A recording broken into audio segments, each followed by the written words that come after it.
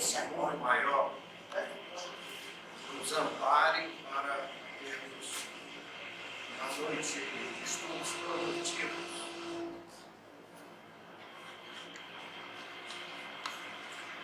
A gente sai de casa para o trabalho de manhã, para no primeiro sinal, aí lá vem alguém nos pedir alguma coisa. Aí você mete a mão no bolso, dá R$5 ao pedido. Atravessa a avenida, no segundo farol, a mesma coisa. No terceiro farol, a mesma coisa. E como são 20 faróis até o centro da cidade, você gastou R$100 de donativos. E tem a volta. Você não pode ficar lá no centro. Aí tem mais 20 sinais de volta, mais R$100, dá 200 no dia. Como nós trabalhamos 22 dias úteis no mês, isso dá apenas R$4.400 no mês. Quem pode bancar isso? Eu sei quem pode. O senhor Bill Gates, ele pode. Ele tem um patrimônio assim um pouco maior que o nosso, né?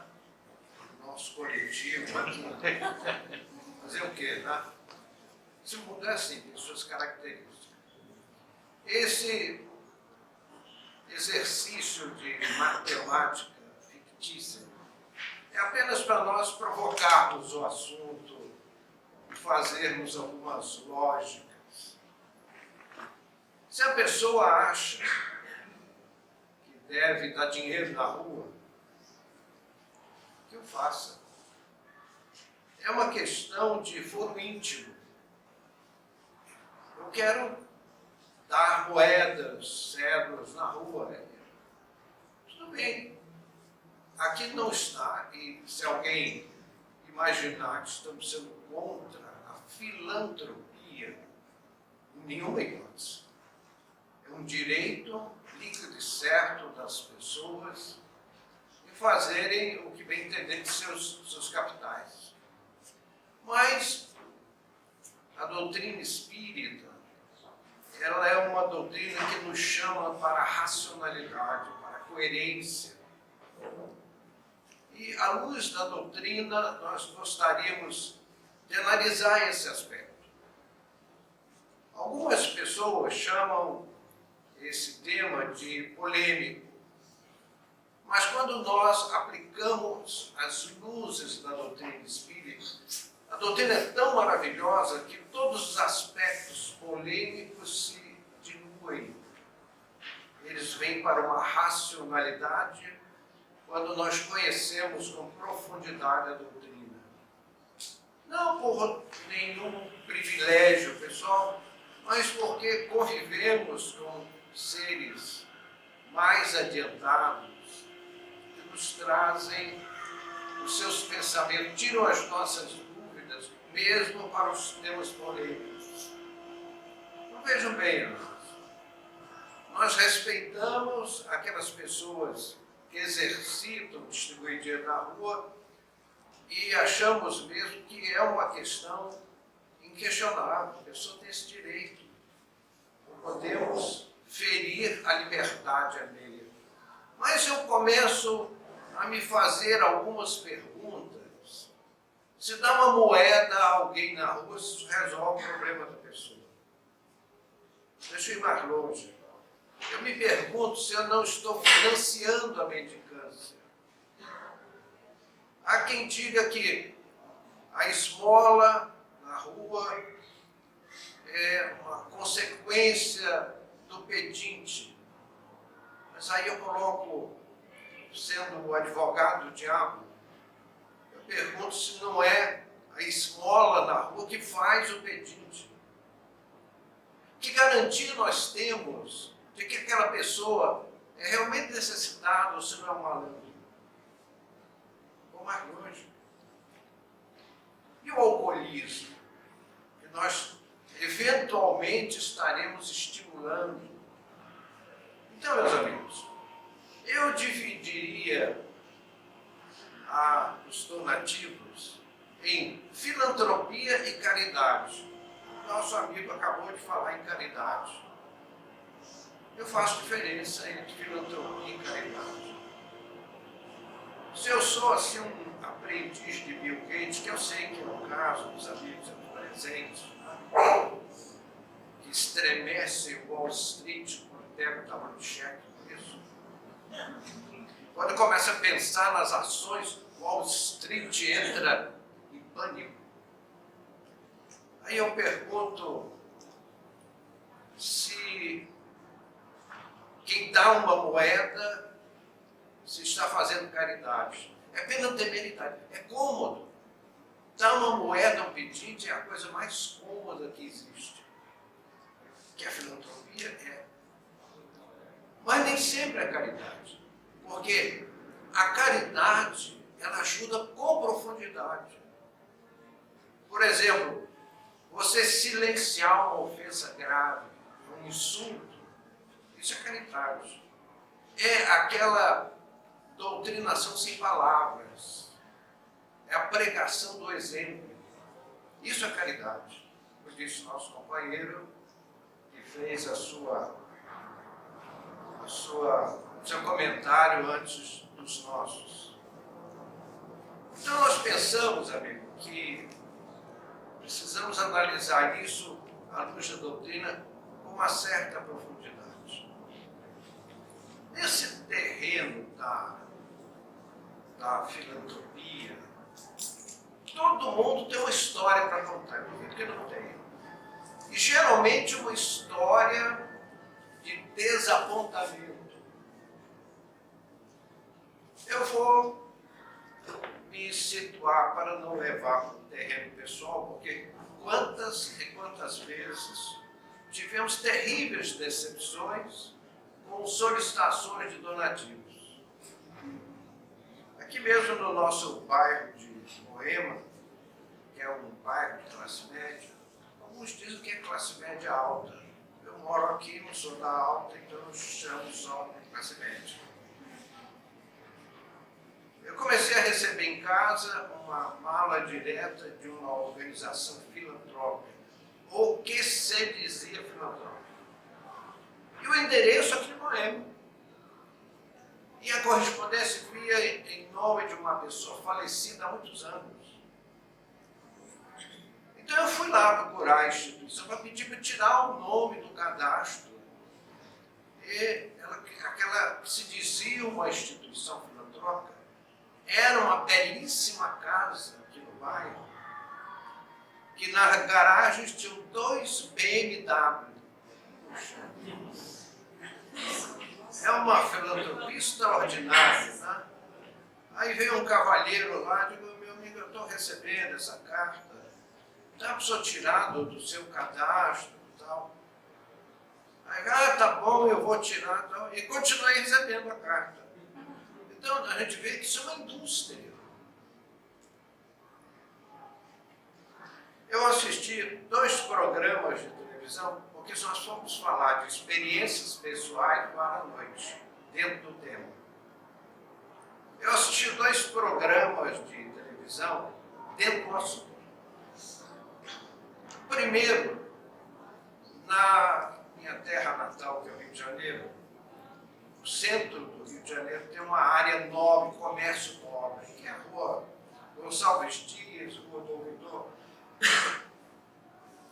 E ali naquele espaço nobre existe a confeitaria Colombo, que é muito conhecida pelo menos de nós.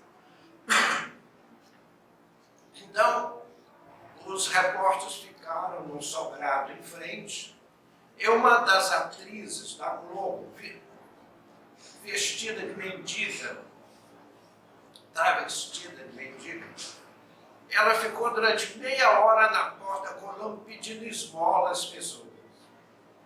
E a televisão filmando tudo aquilo. Quando terminou, a meia hora ela arrecadou R$25 de esmola. E 1 hora seriam R$50. 10 horas de trabalho, R$500 num dia. Agora, 22 dias úteis, porque você já ouviu para fazer uma conta fácil, 20 dias a R$ 500 dá R$ 10.000. Puxa vida, eu vou pedir demissão do emprego. Porque é um negócio da China. Isso é caridade? Eu tenho dúvidas. Então, a televisão apresentou um outro caso. Alguém fez uma denúncia para o Departamento de Reportagem da Globo, em Brasília, lá onde ficam os deuses, lá no Olimpo. Vocês já viram o Brasil da propaganda política? É uma coisa linda. Educação, segurança, né? Moradia para os pobres, a saúde, então, aqueles hospitais igual ao nosso lar. Mas isso não é propaganda política, né? Eles falam do Brasil que nós não conhecemos, né? Tudo que vão fazer. Então, a reportagem ficou no alto de um prédio filmando duas damas chegaram, paravam o carro no estacionamento. Abriu a mala e tiraram roupa. Botavam um lenço amarrado no cabelo, botavam uma sandália velha, sandália de dedo, assim, comida pela metade. E uma delas colocava um boneco, uma boneca no colo, a outra ajeitava assim para parecer uma criança. E saíam, e a câmera filmando, os repórteres na parte de baixo, acompanhando as duas com câmera escondida, câmeras portáteis, né? O trabalho das duas. Então, eram duas autênticas mendigas, uma delas conduzindo um bebê, entre aspas, né? Só que era um bebê de plástico. Né? Porque o mundo está muito moderno, já tem um bebê diferente agora, né? O mundo já não é como era antigamente, né? E aí elas terminavam, eu lá no carro, jogavam na mala todos os apetrechos, saíam com o carro e a reportagem foi atrás. Elas chegaram num bairro, entraram numa casa de padrão médio, só que a casa era no fundo, tinha um gramado na frente, vaga para 3 carros. Tem para um carro e olha lá. Então, aí os repórteres, depois de todos os flagrantes documentados, chamaram a dona da casa, ela veio, daqui a pouco veio a outra mendiga, entre aspas, e o repórter fez uma série de perguntas e elas ficaram furiosas, achavam-se assim, vilipendiadas com aquela reportagem. Não, meus amigos, tudo isso nos leva, assim, a uma preocupação muito grande. Então, nós espíritas, pelas luzes do Evangelho, nós nos identificamos como precisamos fazer a caridade. Mas a caridade não implica em incoerência. É tão errado fazer a caridade sem critério do que deixar de fazer a caridade. E aí que eu gostaria de lembrar aos diletíssimos amigos aqui presentes as instituições filantrópicas. Porque as instituições filantrópicas, elas têm estrutura, elas têm equipe, pessoas que sabem conduzir. E se alguém quiser apreciar nossa sugestão, nos lembraria do Lar Escola Caimachuta, que fica na Rua Francisco Preto, 213, no bairro do Morumbi, São Paulo, capital. Que é um orfanato, que abriga 60, 70 crianças. E, meus amigos, nós que temos filhos, os amigos aqui que têm filho, quanto custa um filho? Quanto custa? Filho é uma coisa cara que só, não é isso? Tudo custa, e custa caro. E ele ainda nos diz malcriação. Eu sei que são só os meus filhos que são assim. Os de vocês são aqueles anjos celestes que tropeçaram numa nuvem, assim, por acaso, por uma distração, e caíram na casa de vocês. Mas, filho, custa muito dinheiro. Agora, lá a Escola Caibal Schuttel, que é uma instituição espírita antiga, que se faz um trabalho seríssimo. Eles têm aproximadamente 60, 70 crianças albergadas. Se um filho custa caro, imagine essa quantidade. Eles estão, puxa, mas estão no Morumbi, por acaso, porque estão ali há 50 anos. Naquele tempo em que no Morumbi tinha onça, matagal que não tinha tamanho.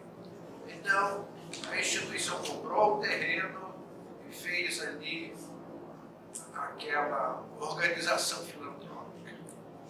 Então, vejam só, amigos, eles lutam com muita dificuldade e aceitam qualquer forma de donativo. Eu sei que é mais cômodo a gente dar uma moeda na rua, porque esse jogo de dar dinheiro na rua é um problema complicado, por causa da chantagem emocional. Parece que o pedinte não sabe disso, só parece. Eles são profissionais, eles vivem disso.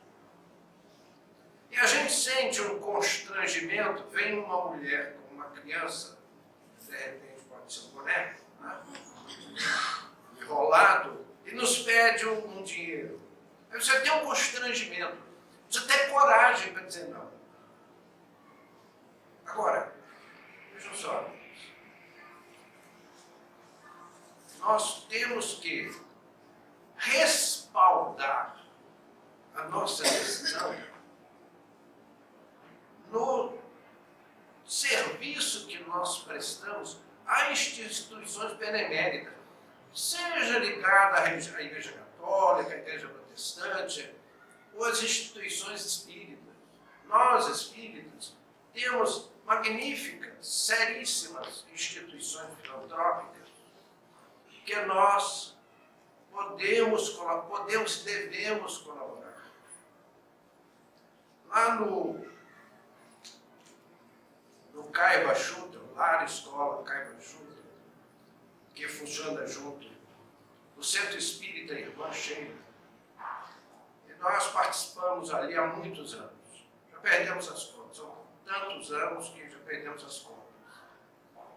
Então eles têm um grupo de senhoras, as coisas que são trazidas a um grupo de damas gentis que trabalham aquilo que é doado. A roupa chega sem botão, precisando de conserto, então elas fazem todo um trabalho. E aquilo, primeiramente, é usado na casa, com as próprias crianças. O que sobra é separado em 2 lotes. Eles têm um pequeno bazar para onde vão as coisas mais nobres. Porque as pessoas... Porque a roupa é assim, a roupa é uma beleza quando você traz da loja, né? É horrível quando você paga no caixa da loja. Quando você leva para casa, ela é linda de morrer, até lavar a primeira vez. Segunda vez, terceira vez, acabou. Aí já fica uma roupa. Aí a roupa fica imortal, ela tem perispírito. Dura horrores aquela roupa. E chega um ponto que você não aguenta mais olhar para aquela roupa. E o mundo fashion é cruel com as mulheres. Vai, muda uma golinha, uma tirinha, uma qualquer coisa, e a mulher diz assim, eu estou sem roupa. Peraí, você tem 4 guarda-roupa e está sem roupa? Pois é. Porque precisa estar dentro do contexto, na moda. Né? Nós somos escravos da mídia e das propagandas. Então, se aquilo aparece na novela das 8, pior ainda. Né? Então, meus amigos, a pessoa pode pegar essas roupas que estão assim, precisando de uma reencarnação, e levar lá para o lar escola, porque há pessoas para cuidarem disso. Então, as coisas boas vão para o bazar, são usadas com as crianças. As médias ficam com o bazar. E se faz, e não tem data, com as coisas assim. Porque há pessoas que levam, por exemplo, sandália de dedo sem a parte de cima, sem a tira de cima. Você faz o quê? Só a sola, né? Mas isso acontece também. Então tem um camburão de lixo lá, aquilo que é irrecuperável.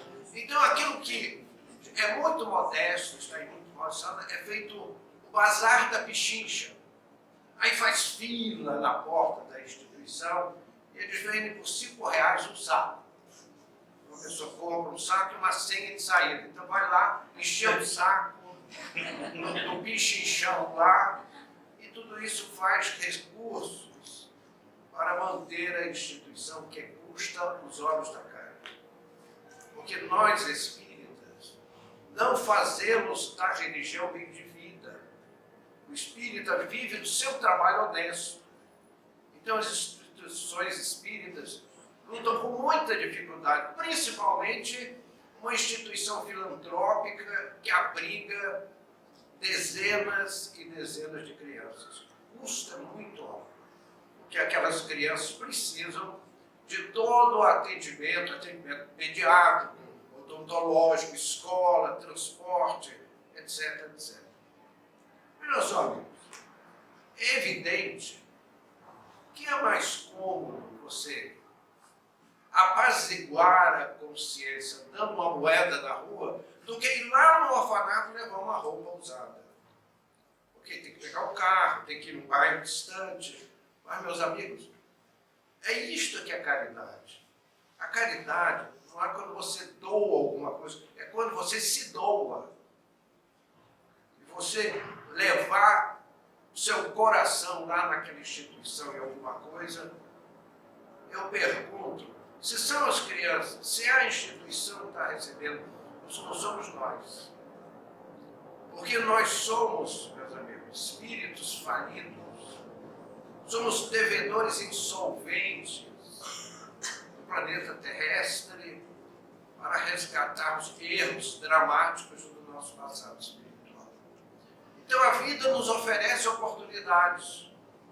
São aquelas oportunidades em que nós podemos nos doarmos ao bem do próximo.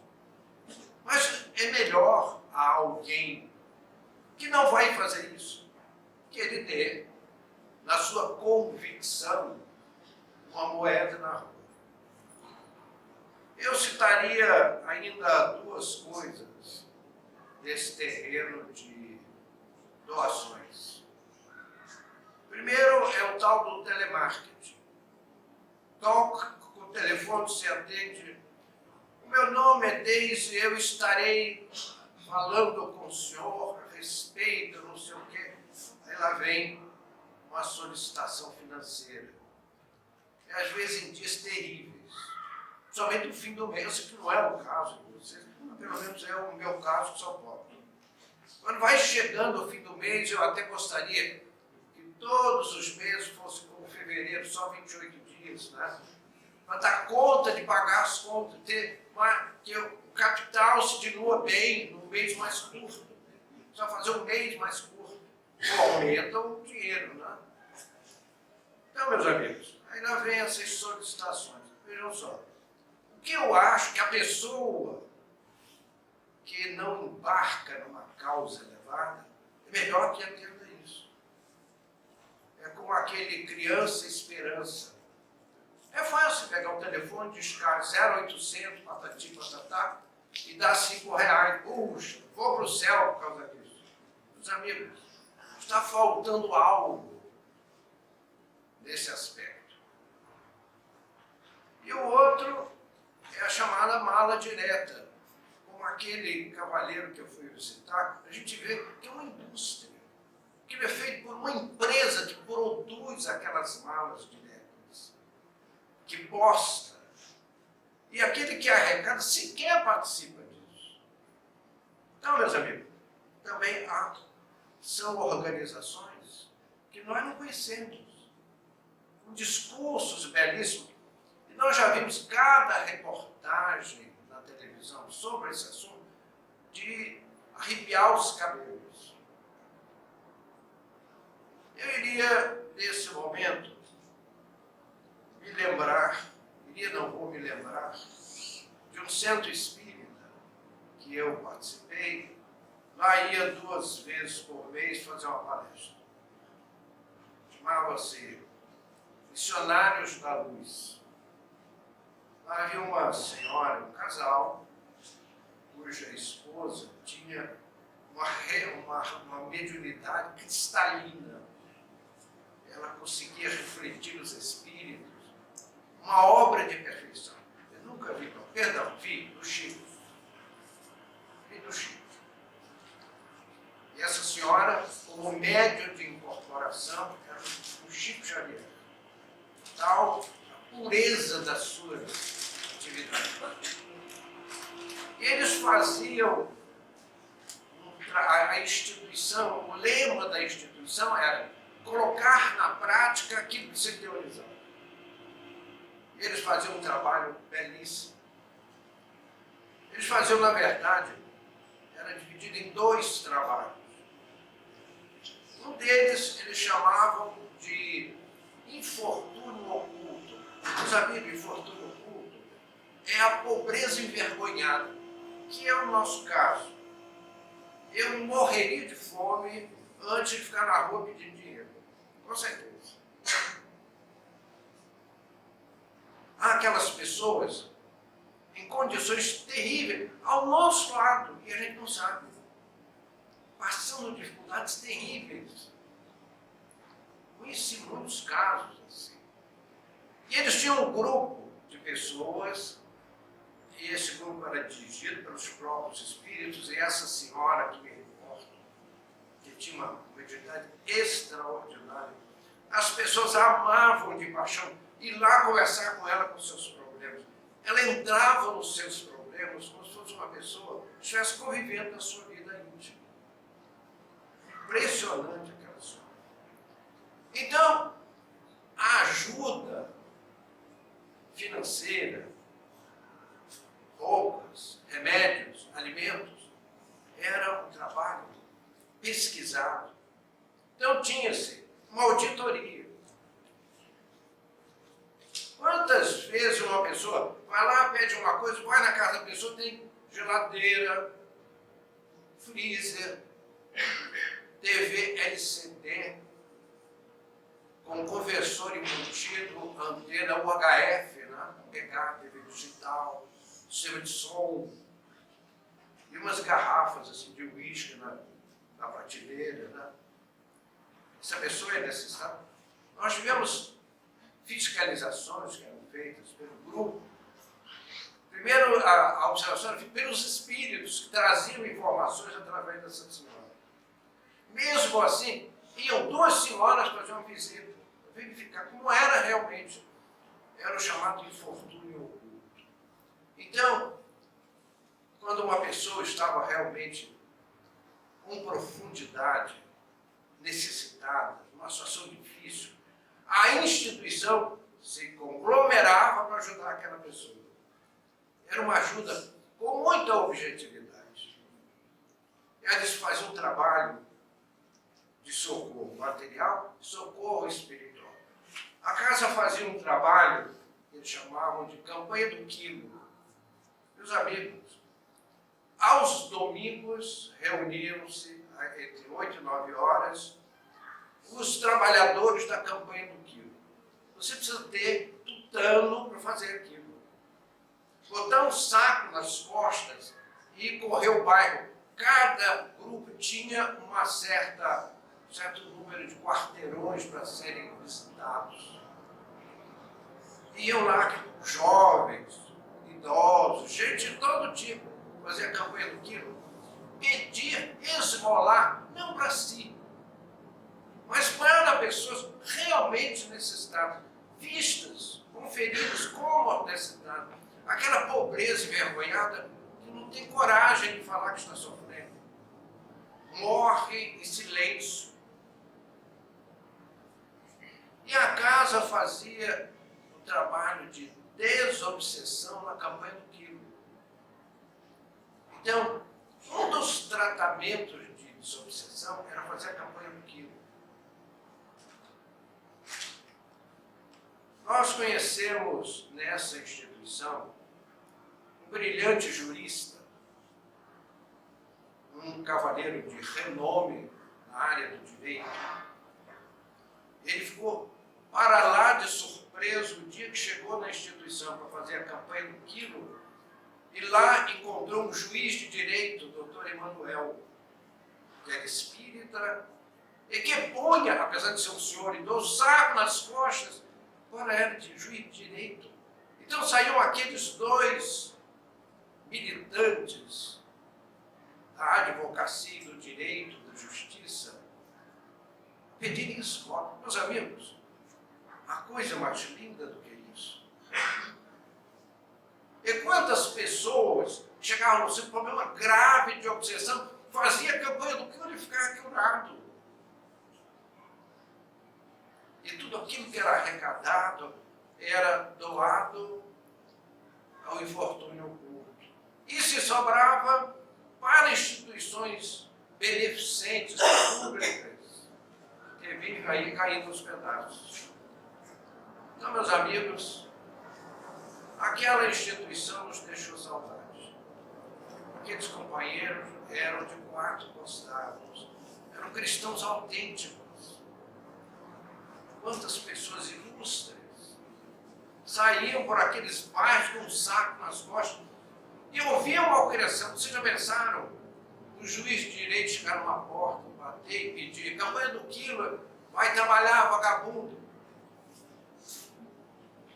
Meus amigos, isso forma a nossa alma. Nós precisamos conquistar a humildade, nos engrandecermos em espírito. Não serão discursos que nos levarão aos páramos celestes, mas a nossa hombridade, nosso caráter, nossos valores íntimos. Nós vemos almas belíssimas que servem nessa casa, dotadas de luz, que nos trazem seus grandes ensinamentos. E quem foram esses? São pessoas humílimas, que enfrentaram as suas provas, a sua luta e se engrandeceram de alma. Então, meus amigos, que o Senhor nos abençoe, nos guarde a sua paz,